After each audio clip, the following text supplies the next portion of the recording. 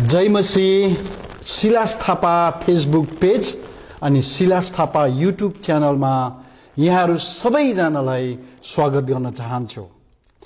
आज पनि म यस्तो एकजना व्यक्ति लिएर तपाईहरुको माझमा आइरहेको छु जो व्यक्तिलाई साउथ एसियादेखि लिएर south east Asia, Canada, America अनि युरोपका कयौं देशहरूले उहाँलाई चिन्न सक्छ। उहाँ एउटा यस्तो व्यक्ति पनि हुनुहुन्छ सायद हिमाली क्षेत्रमा भएका इसाई अगुवाहरू मध्येमा सबैभन्दा बेसी यात्रा गर्ने मिशनरी पनि उहाँ नै हुनुहुन्छ। उहाँ एउटा ब्राह्मणको घरमा जन्मिएर हिन्दू रीतिरिवाज अनुसारको धेरै रीतिरिवाजहरू, क्रिया कार्य, कतिवटा कामहरू गरेर चाहिँ हिँड्नु भएको व्यक्ति, तर उहाँले प्रभु यीशु ख्रीष्टलाई अपनाउनु भयो, ग्रहण गर्नुभयो अनि यीशुलाई पछ्याउने निर्णय उहाँले गर्नुभयो। उहाँलाई आज हाम्रो माझमा हामी स्वागत गर्न चाहन्छौँ अनि उहाँ चाहिँ हुनुहुन्छ पास्टर रिचार्ड सुवेदी, जो सिलिगुडी इन्डियामा बस्नुहुन्छ अहिले। जय मसीह यहाँहरू सबैलाई यीशु प्रभुको नाममा। पास्टर रिचार्ड, हजुरको छोटो परिचय, अहिले कहाँ बस्नुहुन्छ, के गर्नुहुन्छ र तपाईको परिवारको छोटो परिचय दिनुहोस् न। मेरो शुभ नाम चाहिँ रिचर्ड सुवेदी। हजुर। म सिलगुडी हजुर इन्डियामा बस्दछु। हजुर। जो चाहिँ हिमाली भेगमा पर्दछ, एउटा गेटवे टु हिमालयन रिजन्स। अच्छा, अनि हजुरको परिवारको विषयमा पनि अलिकति बताइदिनुहोस्। म विवाहित, हजुर। साथै मेरा 3 जना नानीहरू छन्, 2 छोराहरू हजुर र एउटा छोरी। छोरो 27 वर्षको, 21 वर्षको र छोरी चाहिँ 13 वर्षको। अच्छा, म तपाईको समूहमा एउटा यस्तो विषय भन्न चाहन्छु जो चाहिँ परमेश्वरले गर्ने काम। के अझै पनि परमेश्वरले आश्चर्य कर्म, चिन्ह चमत्कार र चंगाईको काम गर्नु हुँदैछ त भन्ने एउटा ठूलो प्रश्न आज हरेक मण्डलीमा छ। अनि कतिजनाले चाहिँ यो भन्ने गर्छन् कि चिन्ह चमत्कारको काम त प्रेरितहरूको पालोमा मात्रै हुन्थ्यो, प्रेरितहरू बितेर गइसकेपछि यता चाहिँ ती सबै लोप भएर गए भनेर कतिजनाले यो शिक्षा दिने गर्छन्। तर आज म पास्टर रिचार्डलाई एउटा प्रश्न गर्न चाहन्छु, के अझै पनि चिन्ह चमत्कार र चंगाईको काम हुन्छ त भन्ने विषय लिएर। पास्टर रिचार्ड, परमेश्वरले अझै पनि आश्चर्य कर्म, चिन्ह चमत्कार र आश्चर्य कर्मको कामहरू गर्नु हुँदैछ त? के तपाईले आफ्नो मिनिस्ट्रीमा त्यस्तो किसिमको आश्चर्य कर्महरू देख्नुभयो? एक दुईवटा यसो उदाहरणको लागि गवाईको रूपमा तपाईले बताइदिनुहोस् न। परमेश्वरको वचन चाहिँ सदाको निम्ति हो, हिज आज सधैँभरि एक समान छ, जो परिवर्तन नै कहिले परिवर्तन हुँदैन। पुरानो नियममा जुन परमेश्वरले चिन्ह चमत्कार गर्नुभयो, नयाँ करारमा अथवा नयाँ नियममा पनि गर्नुहुन्छ। त्यो नयाँ नियममा गर्ने चिन्ह चमत्कारहरू मध्येमा तपाईको अनुभव र तपाईले देख्नु भएको कुराहरू केही बताइदिनुहोस् न। चमत्कार, परमेश्वरको चमत्कार पहिला शताब्दीको मण्डलीमा पनि थियो, अहिले हामीले नयाँ नियममा पनि भन्यौं, यीशुको समयमा पनि थियो र प्रेरितहरूको समयमा पनि थियो, अनि अहिलेको युगमा, यो युगमा पनि छ। किनभने परमेश्वरको वचनले प्रष्ट गराउँछ। किन त्यसको जिउँदो गवाही नै म छु र एक दुईवटा कुराहरू म भन्न सक्छु कि अहिले पनि परमेश्वरले काम गर्नुहुन्छ भन्ने कुराहरू, चिन्ह र चमत्कार हुन्छ भन्ने कुराहरू। 1994 को घटना हो यो। एकजना पास्टर नेपालबाट हुनुहुन्थ्यो अनि दिल्लीमा स्लम एरियाहरूमा काम गर्नुहुन्थ्यो। म चाहिँ यसै उहाँलाई भिजिट गर्न गएको थिएँ। जब उहाँकोमा म गएँ, एक दिनको कुरो हो, उहाँले मलाई मुनिरका भन्ने जग्गामा, दिल्लीमा मुनिरका भन्ने जग्गामा, त्यहाँ त्यति अहिले अर्कै देखिन्छ, तर त्यो समय त्यहाँ एउटा स्लम एरिया थियो, भनेको चाहिँ झुप्परपट्टीवाला एरिया थियो, जग्गा थियो। त्यहाँ उहाँले मलाई लिएर जानुभयो अनि त्यो एरिया चाहिँ मेजोरिटीहरू चाहिँ त्यहाँ मुस्लिम थिए र उहाँले मलाई भन्नुभयो, ब्रदर तपाईले केही वचन शेयर गर्नुहोस् ल, सुसमाचार यहाँ बाँड्नुहोस् ल भनेर उहाँले मलाई भन्नुभयो। अनि मैले हुन्छ भनेर अन्त म हिन्दीमा प्रचार गर्दै थिएँ। त्यहाँनेरि प्रचार गरेको करिब 15 मिनट मात्र भएको थियो। अनि मेरो त्यो दिनको प्रचार चाहिँ के थियो भनेर भन्दाखेरि चाहिँ यीशु जिउँदो हुनुहुन्छ अनि यीशुले अचम्मका कामहरू गर्न सक्नुहुन्छ, आज पनि गर्नुहुन्छ। अनि त्यो मेरो प्रचार थियो। अनि त्यहाँ आएका मानिसहरू धेरै अब झुपरपट्टीमा बसेकोले गर्दा धेरै दुखी गरिब बिमारी मानिसहरू धेरै थिए त्यहाँनेरि। म 15 मिनट जस्तो मात्रै बोलेको थिएँ। एउटा आवाज आउँछ त्यहाँनेरि, चिच्याउँछन्, रुन्छन्। अनि के भयो भनेर त्यो पास्टर गौरीले चाहिँ गएर गौरी, नन्दु गौरी भन्ने उहाँ पास्टरको नाम, के भयो भनेर हेर्दाखेरि चाहिँ त्यहाँनेरि एउटा 9 वर्षको सापे बालक, कुँजे बालक भन्दा सापे भन्नुको अर्थ कुँजे, 9 वर्ष, जन्मेदेखि 9 वर्षसम्म नहिँडेको बच्चा चाहिँ जब यीशु जिउँदो हुनुहुन्छ, यीशुले आज पनि काम गर्नुहुन्छ भन्दा चाहिँ त्यो शब्दले चाहिँ काम गरेको त्यहाँ मैले पाएँ। र त्यो बालक चाहिँ उठेर कुदेछ त्यहाँनेरि। अनि त्यतिखेर चाहिँ मानिसहरू चिच्याए कराए। अनि मैले अरू केही पनि देखिनँ। यो बालक 9 वर्षको साफे बालक, सापे अब उहिले हाम्रो भाषामा साफे भन्थ्यो, त्यो उड्नु थाल्यो, त्यो उठेर कुद्दाखेरि चाहिँ आमा कुदेर चिच्यायो। अनि त्यहाँ के भयो भन्दाखेरि यस्तो यस्तो भएको थियो। अनि त्यो स्त्री चाहिँ हिन्दू स्त्री थिएन, त्यो चाहिँ मुस्लिम स्त्री थियो, मुसलमान। अनि त्यहाँनेरि त्यो चमत्कारले गर्दाखेरि 2-4 जना मानिसहरूले त्यो राति प्रभुलाई, त्यो बेलुकीको समय प्रभुलाई ग्रहण गरे। तपाईले सुन्नुभयो होला, परमेश्वरले प्रेरितहरूको समयमा अचम्मको कामहरू गर्नुहुन्थ्यो भनेर हामी बाइबलमा पढ्थ्यौं। तर म तपाईलाई के भन्न चाहन्छु भनेदेखि चाहिँ त्यही काम चाहिँ परमेश्वरले अझै पनि गर्नुहुँदैछ।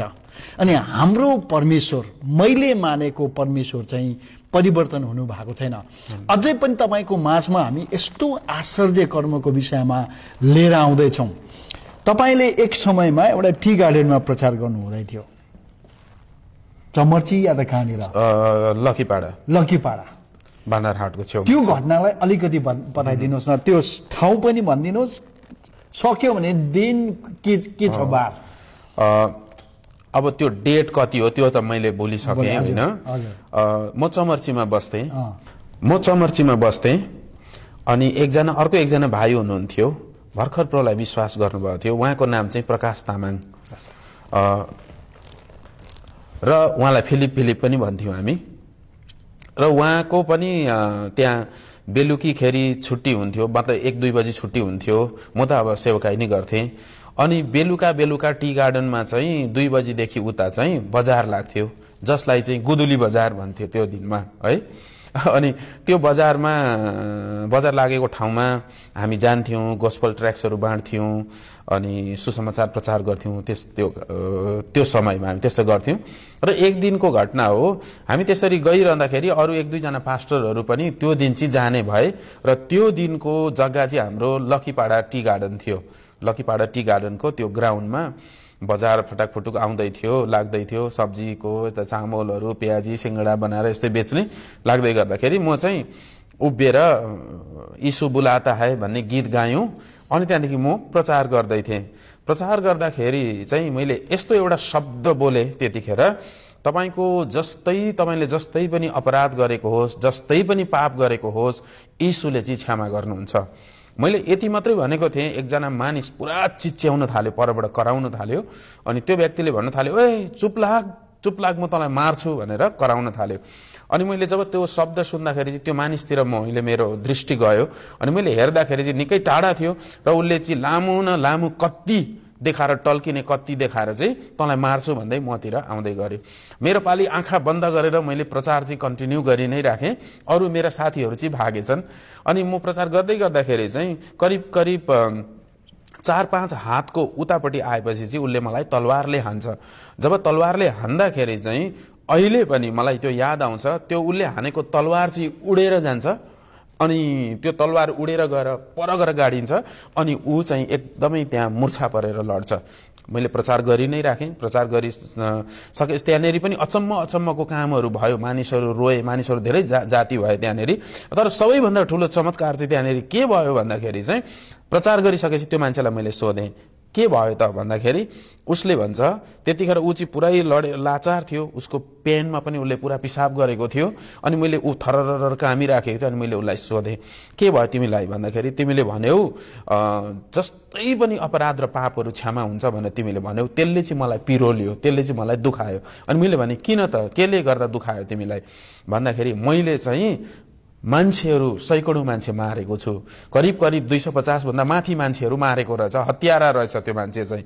अनि त्यो मान्छेलाई त्यतिखेर उसले भन्छ अब म चाहिँ कसरी बाँच्नु यो कुराहरूबाट। अनि मैले उसलाई भने प्रभु यीशुले यी सबै पाप र अपराधबाट तिमीलाई क्षमा गर्नुहुन्छ यदि तिमीले विश्वास गर्यौ भने। अनि त्यो दिन त्यो व्यक्तिले विश्वास गर्यो। त्यो व्यक्तिको नाम चाहिँ लखान हो। अनि लखीपाडा बगानमा छ, अहिले बुढो भयो, प्रचारकै छ त्यो मान्छे।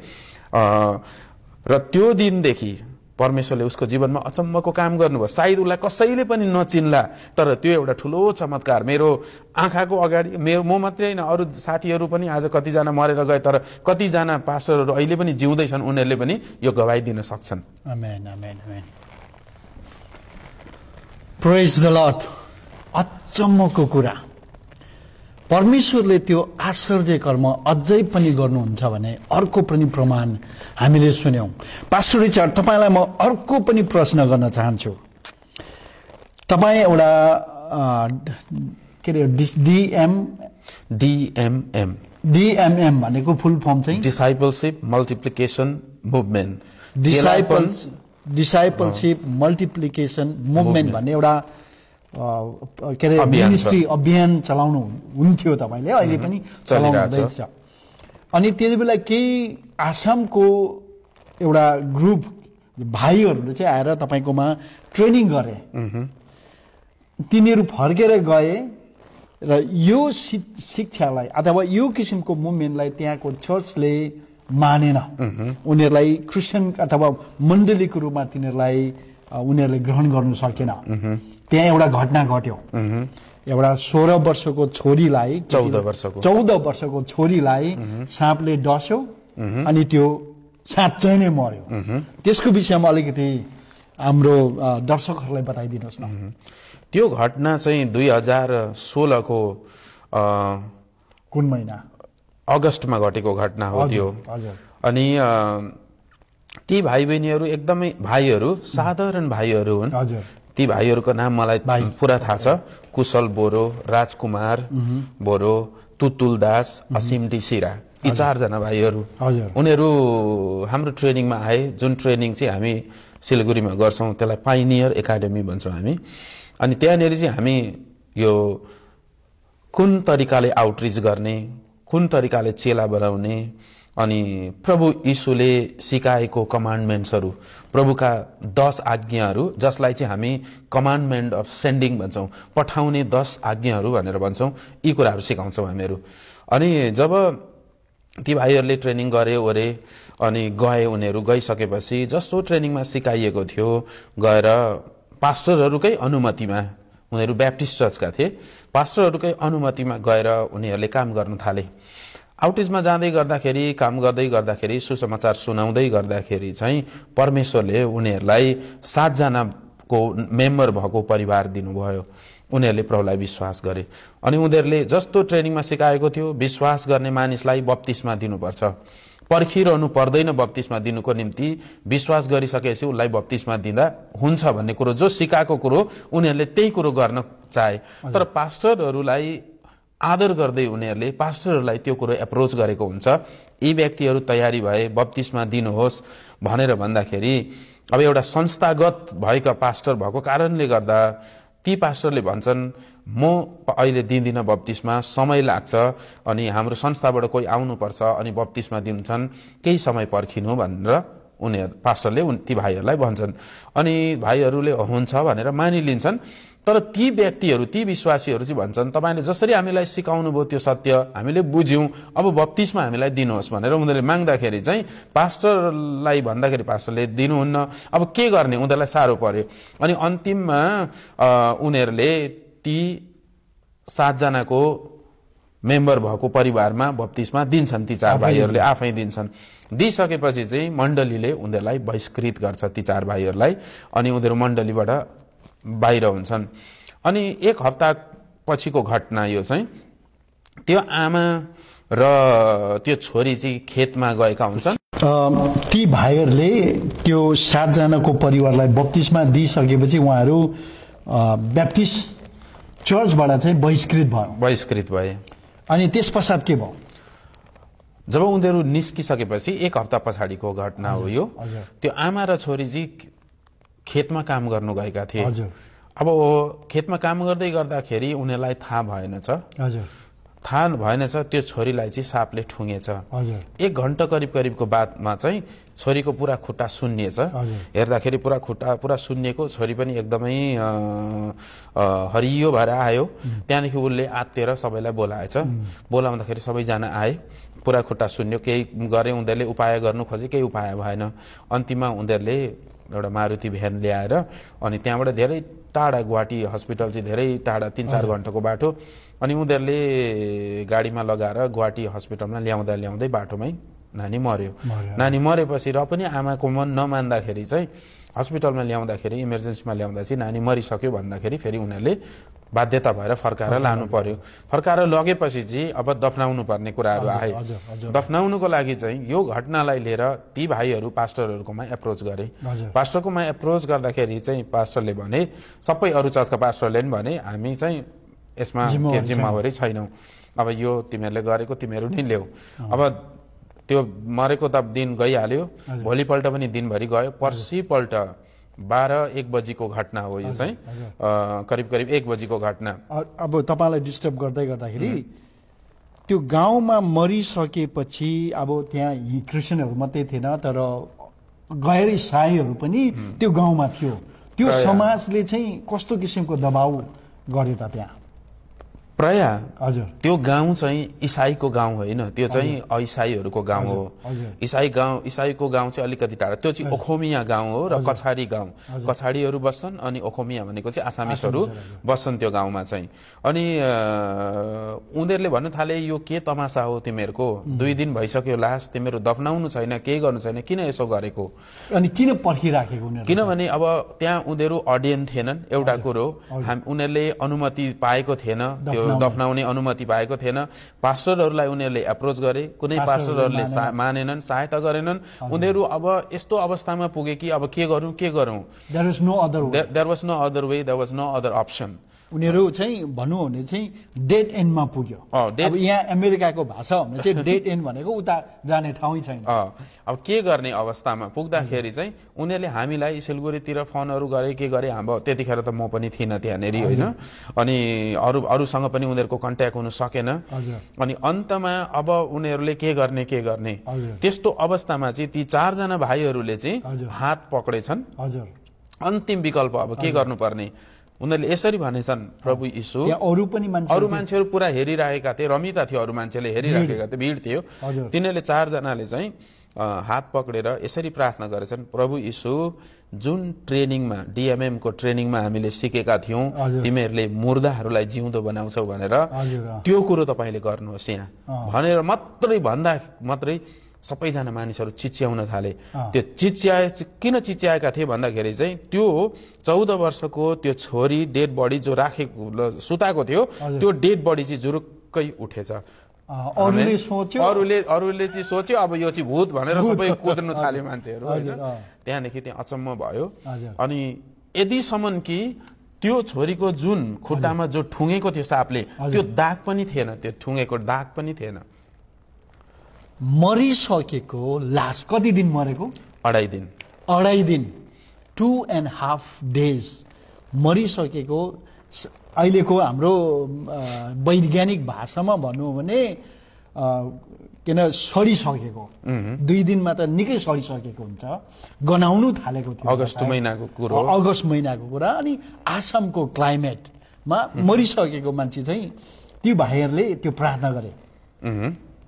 मलाई लाग्छ त्यो आश्चर्य कर्म चाहिँ त्यति बेला हुन्छ जति बेला चाहिँ हाम्रो केही विकल्प हुँदैन, संसारमा कुनै आशा हुँदैन।